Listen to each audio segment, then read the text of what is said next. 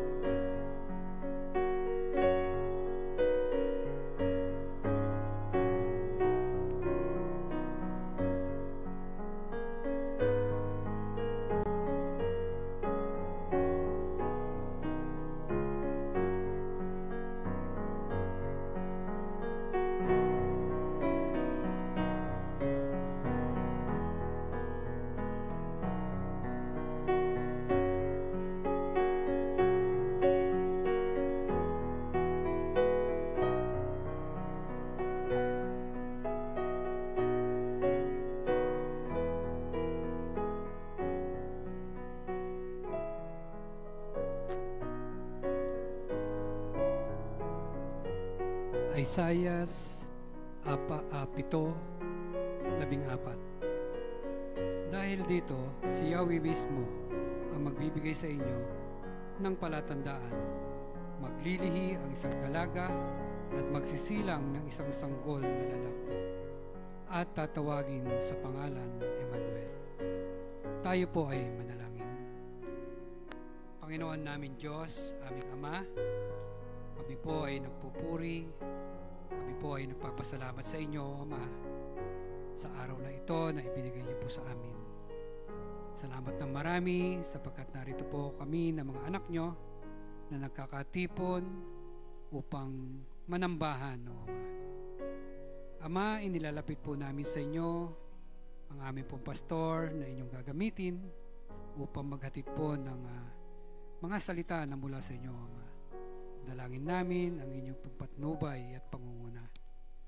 Gayon din, idinadalangin po namin ang mga kapatid po namin na paparito pa sa aming bahay-sambahan.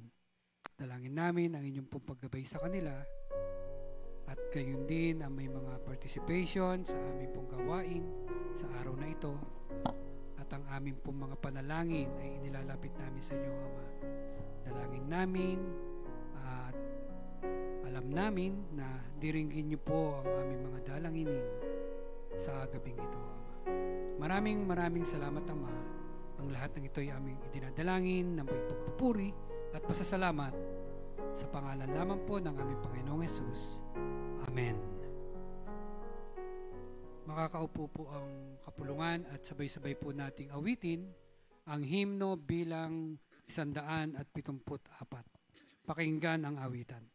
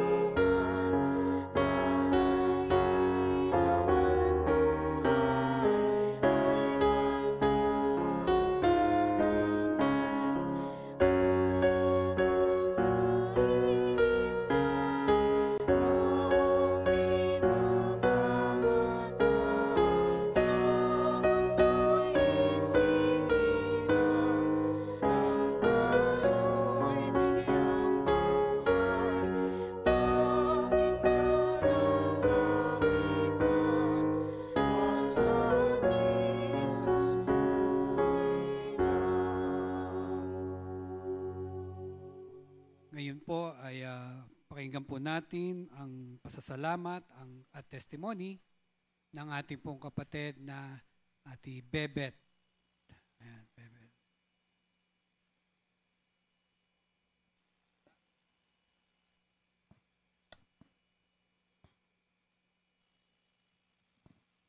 Magandang gabi po sa ating lahat. Ako po ay magbibigay ng papurit pasasalamat sa Panginoon sa mga nagdaang araw na sa patuloy niyang pagbibigay ng kalakasan sa bawat isa sa amin, sa aking pamilya. At nung nakaraan, meron akong konting gala. Akala ko hindi kami matutuloy dahil bumabagyo. Sabi nung kasama ko, hindi namang niyang kasali sa bagyo yung pupuntahan natin, tuloy tayo. Kaya kahit malakas ang hangin, tumuloy kami. Kaya sabi ko, mabuti na lang at malakas yung loob ng kasama ko. Bumibigay ako natatakot ako. Sabi ko, baka bumaksak yung aming sasakyan Kaya mabuti. Nakapunta kami doon, nakauwi ako dito. Ayos naman at nakarating ng maayos at sa awa ng Panginoon kami nagtagumpay sa aming gala. Kaya, papurit pasasalamat po sa Panginoon. Yun lang po. Salamat po.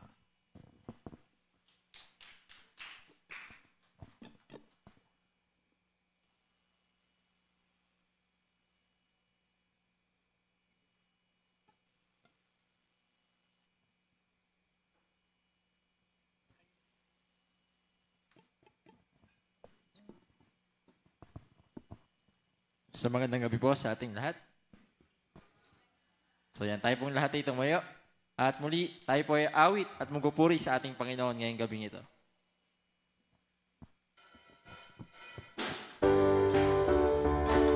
Taas po natin ating mga palakpak. Tayo po lahat. Napakaligaya, walang katulad ang nadarama sa pagsamba sa inyo, Panginoon.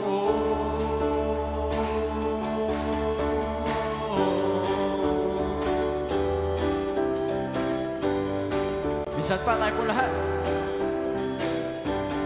Napakaligaya, walang katulad ang nadarama sa pagsamba sa inyo, Panginoon. Aawit sa inyo, magpupuri sa inyo, ibibigay ang buong puso.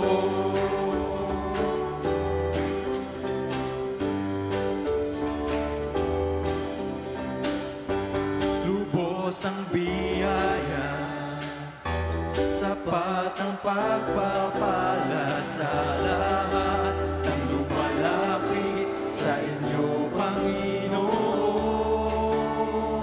Tayo po lahat. Aawit sa inyo, magpupuri sa inyo, ibibigay ang buong puso. Aawit sa inyo,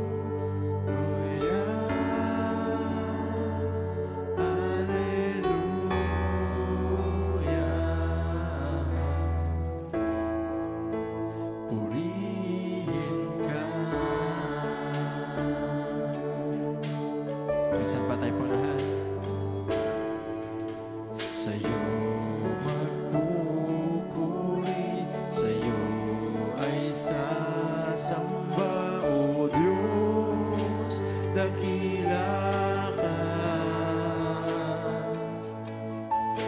Sa'yo ay aawit, sa'yo ay sasayaw, pagkat mahal kita. Hallelujah,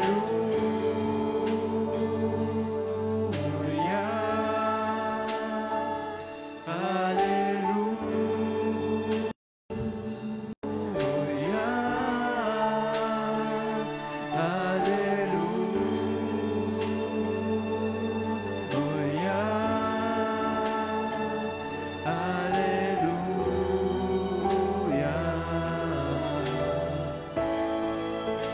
purihin ka. Minsan pa tayo po lahat.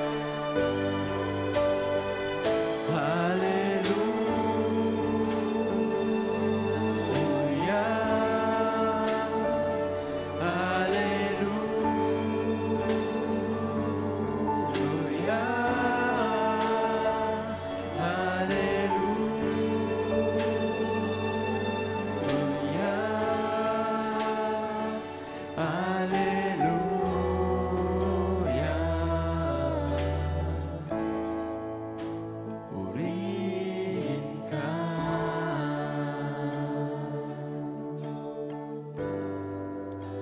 Purihin ka.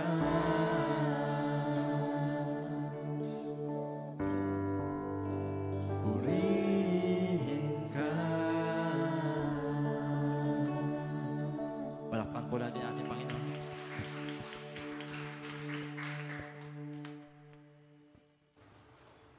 Makakaupo na po tayo at ngayon po ay handa na po natin ang ating po mga puso't isipan sa pakikinig po ng mensahe ng ating po Pastor Fermin Lantan.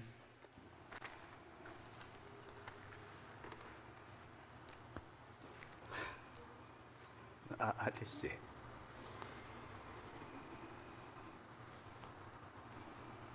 Hello. Isang magandang gabi sa inyong lahat. Ayan, no? So, halatang halata na malapit na ang Pasko. No, ito yung unang araw na kung saan tayo ay sumasamba sa ating Panginoon. Okay, so subalit ang aking mensahe ay hindi kaugnay sa Kapaskuhan.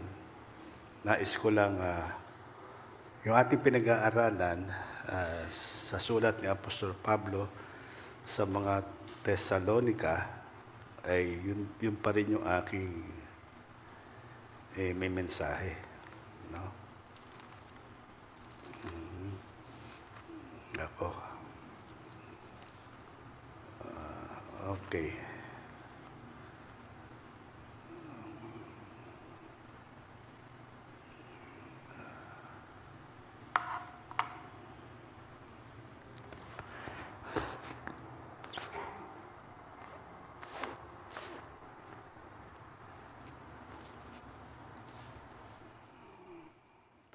Tayo po ay tumayo.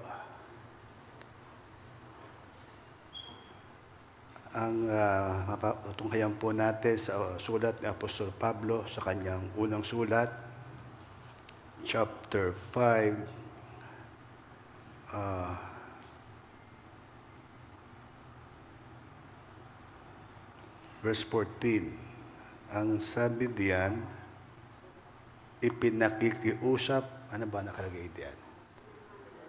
Ipinamamanhik namin, mga kapatid, na igalang ninyo ang mga nagpapagal para sa inyo, ang mga piniling ng Diyos upang mamahala at magturo sa inyo. Verse 13, pag-ukulan ninyo sila ng lubos na paggalang at pag-ibig dahil sa kanilang gawain magsama-sama kayong mapayapa. Tayo po ay sandaling manalangin. Aming dakilang Diyos, Ama, purihin ka sa gabing ito. Kami ay sasamba po sa iyo at nagpapasalamat sa araw na ito, sa buhay, sa kalakasan, sa biyaya at pagpapala mo, Panginoon. At hayaan mo na ano may yung mensahe na nais mong ipahayag, ang iyong karunungan, ang iyong pagpapala sa kapangyarihan ng iyong salita, ang sumaamin, Panginoon. Purihin ka, Panginoon, lahat na ito aming dalangin sa pangalan ni Jesus. Amen. Amen. Okay, so ngayong gabi nga ay nais kong pasadahan yung buhay ni Apostol Pablo, di ba? So kung alam natin, ang buhay ni Apostol Pablo ay dati siyang hindi siya mananampalataya before, at hinahabol niya ang lahat ng sumasampalataya sa ating Panginoon. So background there sa buhay itong ni Pablo. Siya ay isang Pariseo. Ang Pariseo, siya yung member ng ancient Jewish sect, na kung saan ang pinaniniwalaan ng mga Pariseo ay muling mabubuhay ang mga patay. Kung nababasa nyo yung mga Saduceo, ganoon din yon, pero kabaliktad naman, sila ay hindi naniniwala na mabubuhay ang mga patay. Ano ba si Pablo? Si Pablo ay isang Roman citizen. Doon sa Acts, basahin natin doon sa mga Gawa 23:6.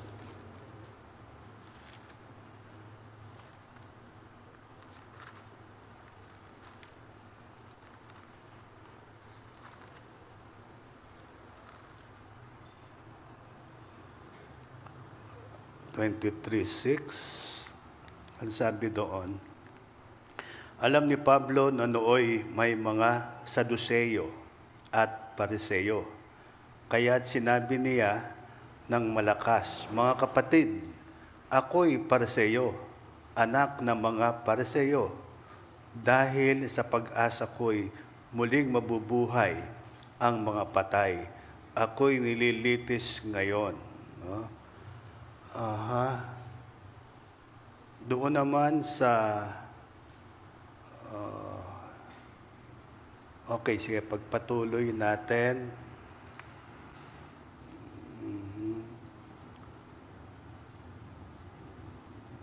At nahati ang kapulungan sapagkat ang sabi ng Saduceo ay hindi muling mabubuhay ang mga patay at walang anghel o espiritu. Subalit, ang mga Pariseo na may naniniwala sa lahat ng ito.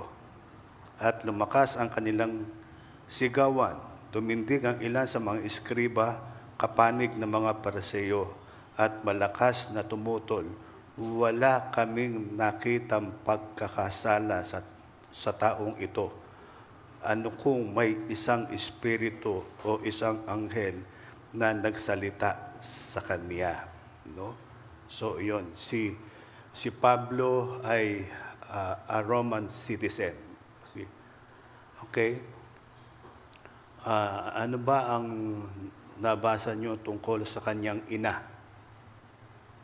Meron bang nagbigay ba ng pangalan kung sino ang ina ni Pablo? May nabasa ba kayo? Wala, di ba? Wala. Unknown. Hindi walang sinabi. Pero dito, merong sinabi na meron siyang isang Sabi dito, ano lang sister live in Jerusalem. In Acts 23:16, ang sabi dito, ang balak na ito ay narinig ng pamangkin ni Pablo, anak na lalaki ng kanyang kapatid na babae. Kaya't ibinalita niya ito kay Pablo. So, ibig sabihin, may pamangkin, itong si Pablo, isang lalaki, na kung saan ito yung anak ng kanyang kapatid. So, yun yung yun yung ilang mga kapahayagan sa buhay nitong si Pablo. So, yun nga, siya ay Pariseo, pero sabi nga ay, maging ang kanyang tatay ay isang Pariseo, pero yun nga, hinahabol niya yung mga mananampalataya.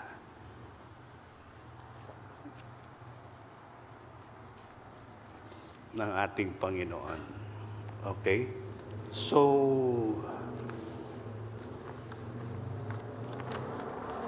alam natin, si Apostol Pablo nakakilala sa ating Panginoon. Saan ito? Sa Damascus, sa Acts chapter 9, doon natin mababasa ang bagay na ito. Kung isipin natin, bakit ko ba binabanggit itong buhay ni Apostol Pablo? Kasi sabi nga ay itong January, Bible Month, ay magkakaroon tayo ng Bible Trivia kung saan ang topic ay itong sa Book of Acts. Lahat ito pag-aaralan, so may 3 level yan. So, kailangan, ngayon pa lang ay nag-aaral na tayo. So, ilang missionary journey ba yung nangyari yung ginawa ni Apostol Pablo? Ilang missionary journey. Di ba? Matapos siya nakakilala sa ating Panginoon, ay siyempre, di ba, nagpahayag siya ng salita ng ating Panginoon at 3 missionary journey ang kanyang naisagawa. So, yung ating pag-aaralan, itong sa Thessalonica, yung ating binasa kanina, so ito ay nasa pangalawang missionary journey ni Pablo. So, yung kanyang first missionary journey, makikita natin doon sa Acts 13, at natapos ito, Acts 14:26 to 28. Yung second missionary journey, Acts 15:40, natapos doon sa Acts 18 to 22. Doon nakapasok yung sulat niya sa mga Thessalonica. And then, doon sa third missionary journey, Acts 18 to 22 and 23, and then natapos siya doon sa Acts 21:10 and 11. So, yun. So, tingnan nyo na lamang, mababasa nyo naman doon So, kaya, sabi ko nga, sa mga baguhan, ito yung dapat na sa pagbabasa ninyo, mas maganda yung simulan ninyo doon sa Ebanghelyo, Matthew, Mark, Luke, and John. At pagkatapos noon, isunod ninyo yung Book of Acts para maintindihan nyo sa inyong pagbabasa. So, okay. Ang sabi doon sa ating talata, ang sabi doon ay pakiulit nga. Sabi, ipinamamanhik namin, mga kapatid, na igalang ninyo ang mga nagpapagal para sa inyo, ang mga pinili ng Diyos upang mamahala at magturo sa inyo. Pag-ukulan ninyo sila ng lubos na paggalang at pag-ibig dahil sa kanilang gawain. Magsama-sama kayong mapayapa. Kung isipin natin, ang tinutukoy dito, una ay ang pastor. Bagamat hindi dapat ako ang magsalita nito, pero mas mabuti na rin, sapagkat pero kung isipin natin, hindi lang namang sa isang iglesia, hindi lang namang pastor lang, Nandiyan ang mga elders, ang mga diakonisa, at ang iba pang mga miyembro ng konsilyo. Pero dito pinapakita nga yung pastor talaga, Kaya kung titignan natin, ang sinasabi diyan, yung paggalang, yung paggalang sa mga pinili ng ating Panginoon. Di ba? So, kung iisipin natin, sa akin, kung iisipin ko, yung buhay na kung saan ay noon tayo ay hindi pa nakakakilala sa ating Panginoon. Ano ba yung buhay natin? Siyempre, ito ay taliwas sa naisin ng Panginoon na dapat ay sumasampalataya ang mga tao sa iisang Diyos lamang. Kaya nga ba diyan sa Nuri? Sige.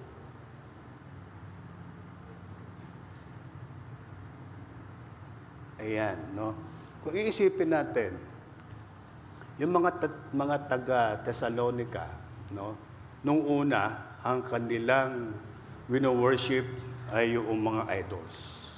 Bakit ko nasabi mga idols? Kasi nga, ang Thessalonica ay ang mga hentil ito. Hindi sila mga Hudyo. Kaya ang worship nila, idol worship.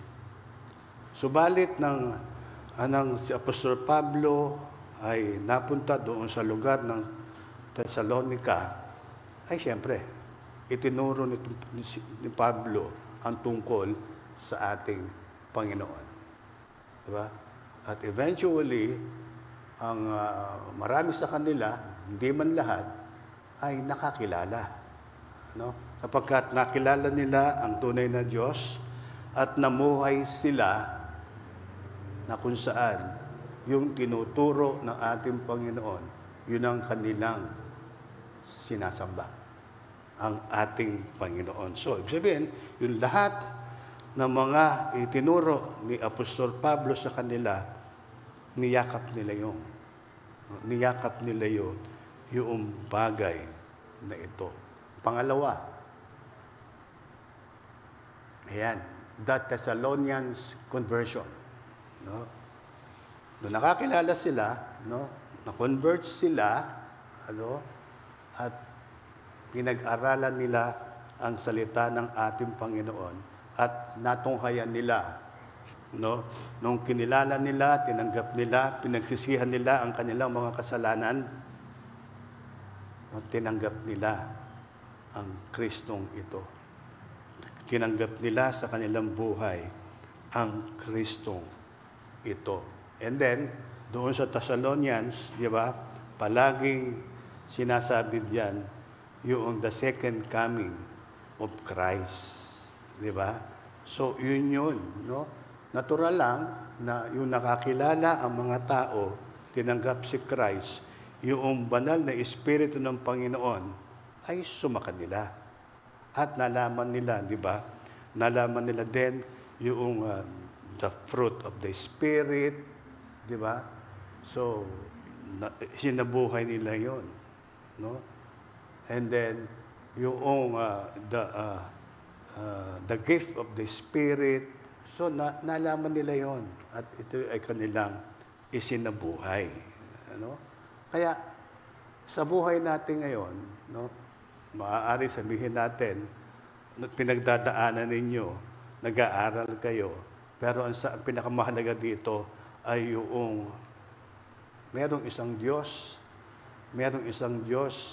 na nagbigay ng kanyang sarili, buhay, at ang Diyos na ito, bagamat isang Diyos, hindi na natiling isang Diyos, kundi hinubad niya ang kanyang pagka-Diyos at nabuhay sa atin. No, so medyo may medyo may dating ng Kapaskuhan, di ba? Kaya kung isipin natin, ano ba yung Kapaskuhan, ano? Yung Kapaskuhan, nung hinubad niya yung kanyang pagka-Diyos,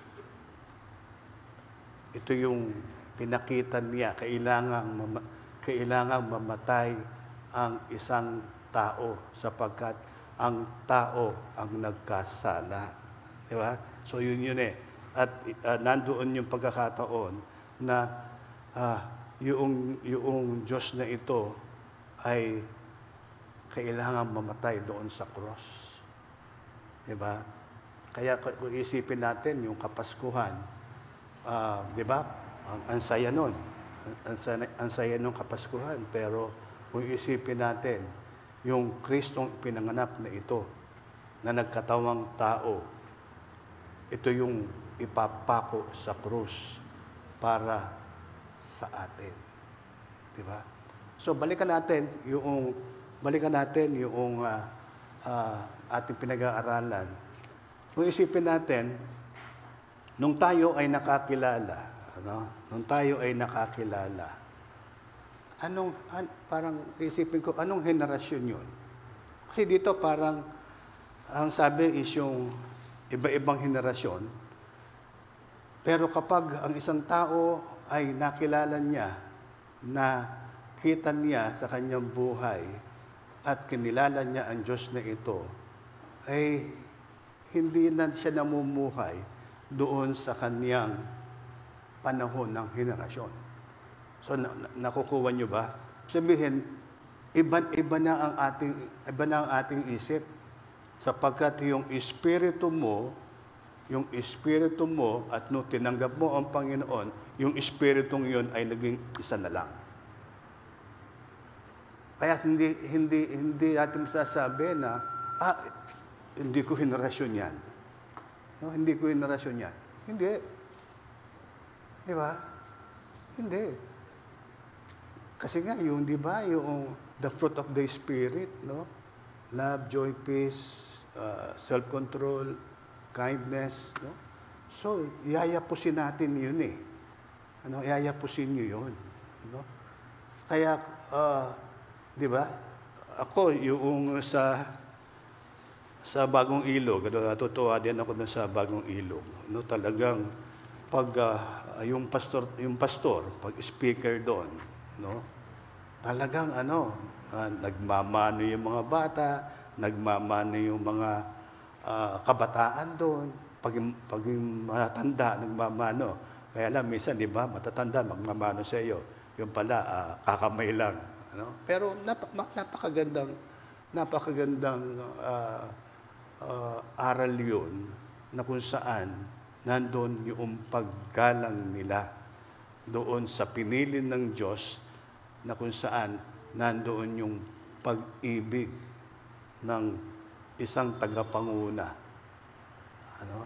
So kaya sa akin, dapat nandoon yung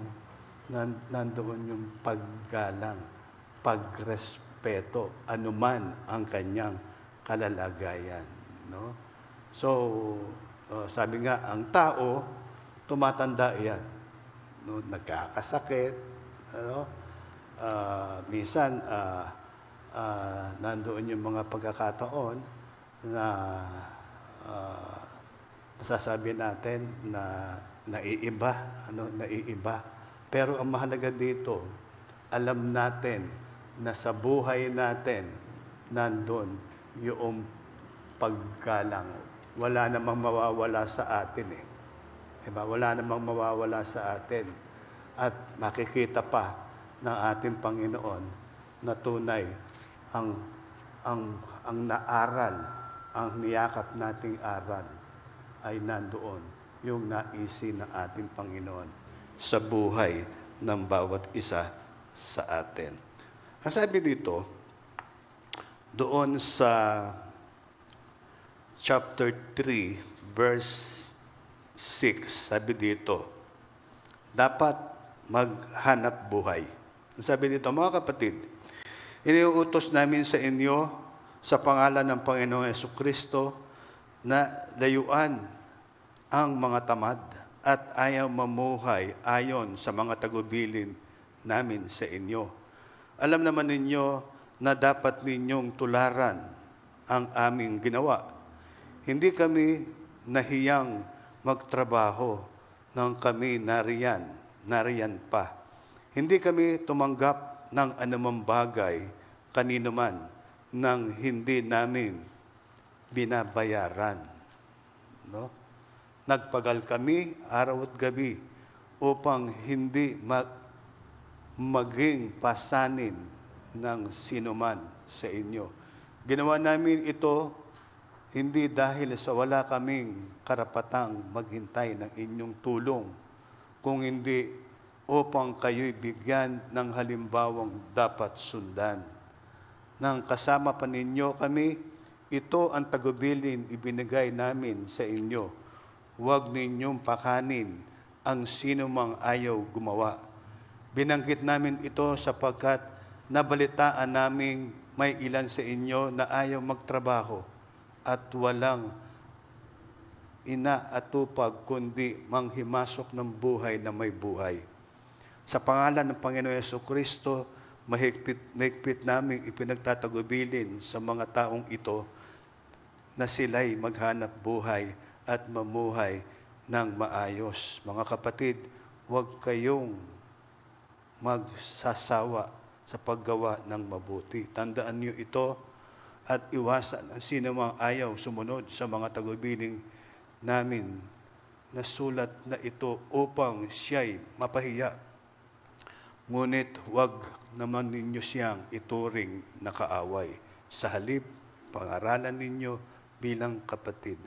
Kung isipin natin, no, bakit nabanggit dito yung mapapansin natin dito, si Pablo, di ba? Bagamat siya ay nagtuturo ng salita ng ating Panginoon, pero ano yung trabaho niya? Tent maker siya. At hindi siya umaasa sa kanyang minimisyonan, hindi siya umaasa sa kanila. Bagkus, sinisikap niya na mamuhay ng maayos. Nung binabasa ko yun, nung Thessalonica, no? So, nung araw, di ba? Nung araw, nabanggit ko na yan eh. No? Dito sa Tipas, nung nalaman nila na malapit na dumating ang ating Panginoon, binenta nila yung lahat ng kanilang mga ari-arian at sila ay pumunta. Sa Tagaytay ba sila pumunta noon? No? So, yun yung si ako nga. So, ibig sabihin, maaaring ang mga taga-Thessalonica ay maaaring may mga trabaho sila, pero tinigil nila ito. Ano? Kaya sinabi dito ni Apostol Pablo yung dapat maghanap buhay. No? Kaya napakahalaga sa buhay natin ngayon, no, na kung saan ay binibigyan natin halaga yung pag-aaral. Ano? And then, bakit? Kasi nga, pag may pinag-aralan ka, may tinatanaw ka, na kahit papaano may trabaho. Bagamat sa panahon natin ngayon, tapos ka na nga, pero ang lakas ng kompetisyon. No? How much more kung wala tayong pinag-aralan? No? Kaya dito, pinapakita rito na kailangan mag-aral upang magawa natin yung mga bagay na nararapat para tayo ay maging masaayos ang ating pamumuhay. Like si Apostol Pablo, di ba? No, walang masasabi sa kanya. No? Walang masasabi sa kanya. Hindi siya umasa sa mga tao na kung saan hinahatiran niya ng salita ng ating Panginoon. No? Kaya dapat makita natin, no? Makita natin na sa ating buhay, nandun lagi yung paggalang sa mga nakakatanda sa atin, yung paggalang doon sa mga nagtuturo sa atin, sapagkat sila ay piniling ng Diyos at minahal nila yung kanilang pagkakatawag ng Panginoon sa kanila.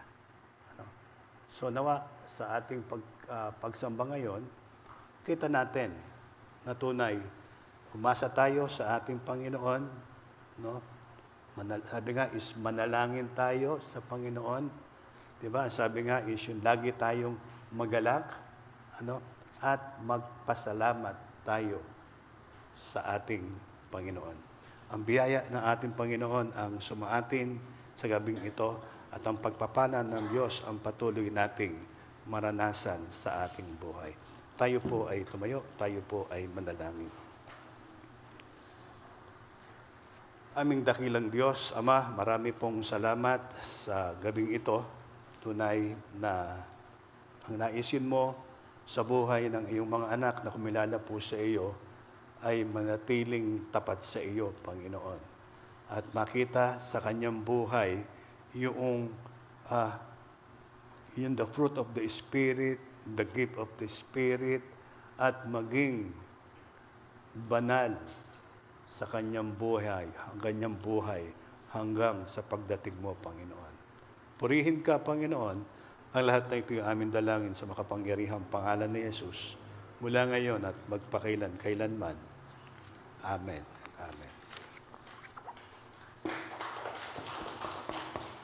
Maraming salamat po, Pastor, sa mabiyayang mensahe. Ngayon po ay isang tanging awit ang bibigay sa atin, Kapatid Gerald Di Magla, kasabay po ng pag-aandam.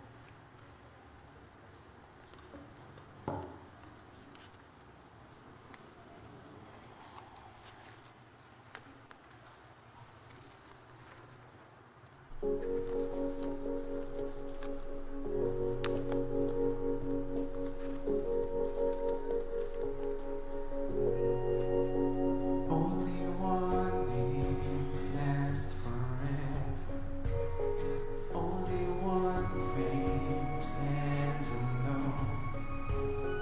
Only one king has an anthem that goes on and on and on. And I'm singing to the God who brings redemptions to the nations. Kings and oceans bow to him in praise. And I'm singing to the God who wrote the book called of salvation. To the one who covers me in grace, I'm singing.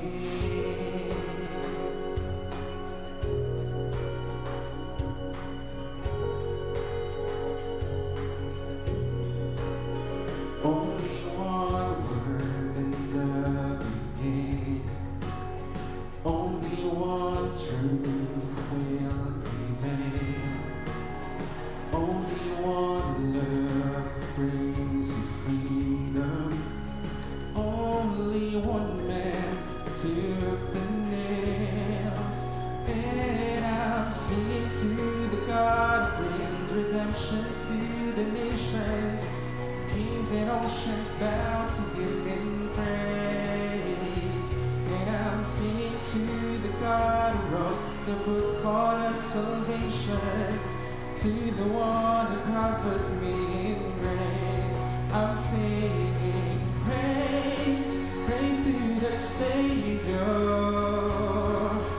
praise to the Lamb of God, praise in all of His splendor,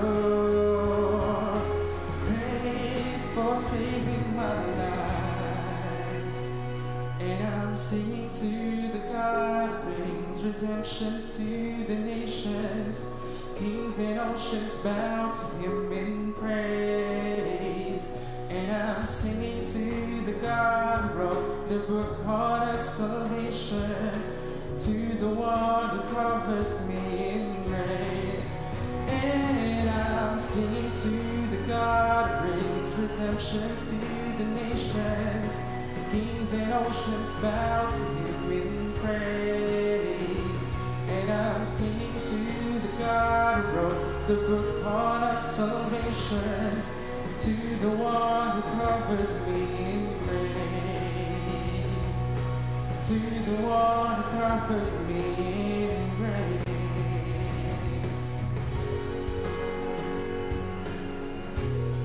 I'm singing, I'm singing.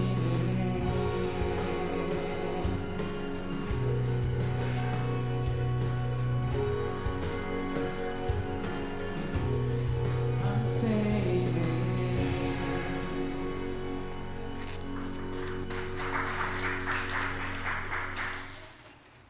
Tatayo po ang kapulungan.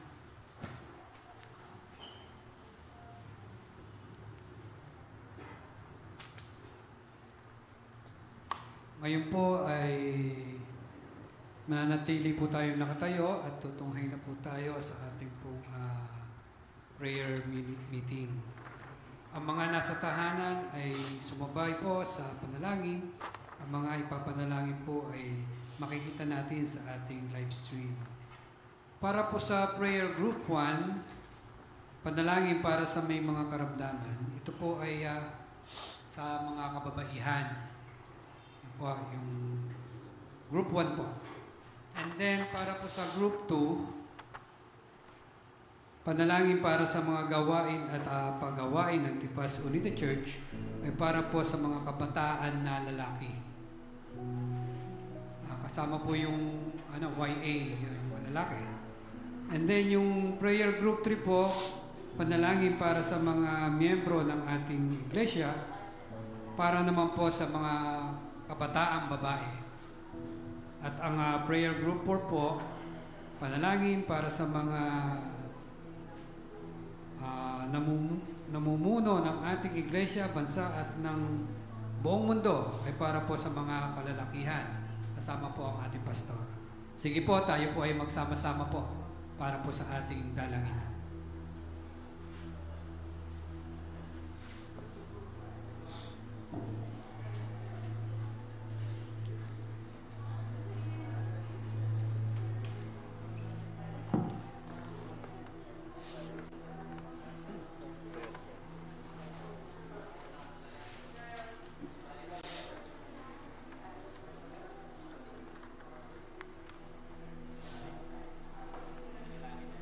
Okay? Hello.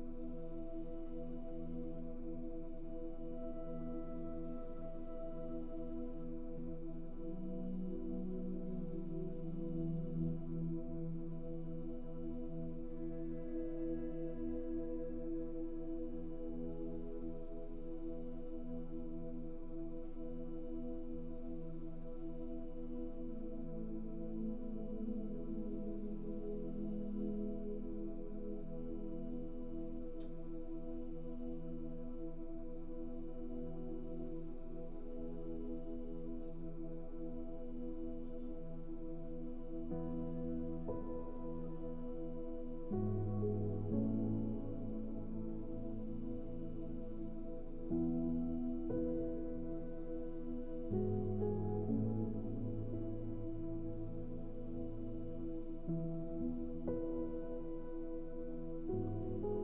pong lahat ay tumayo.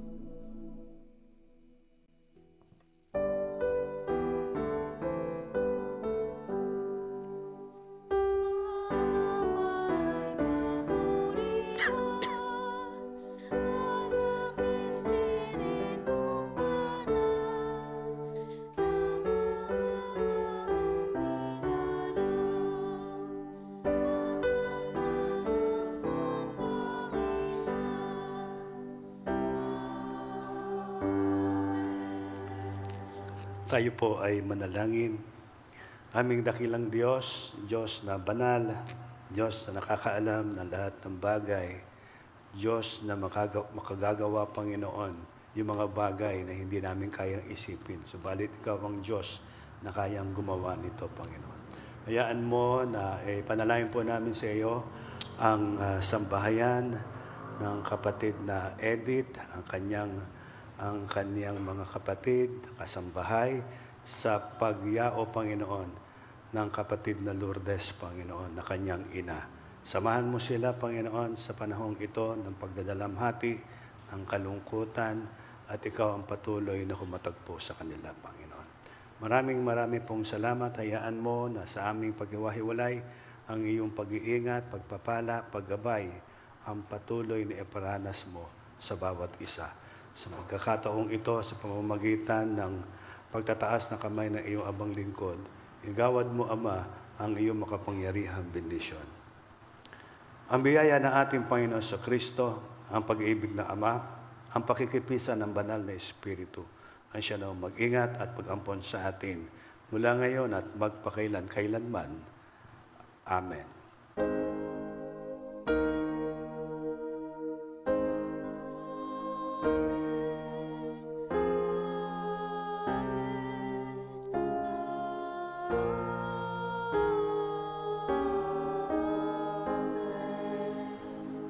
Isang magandang gabi po.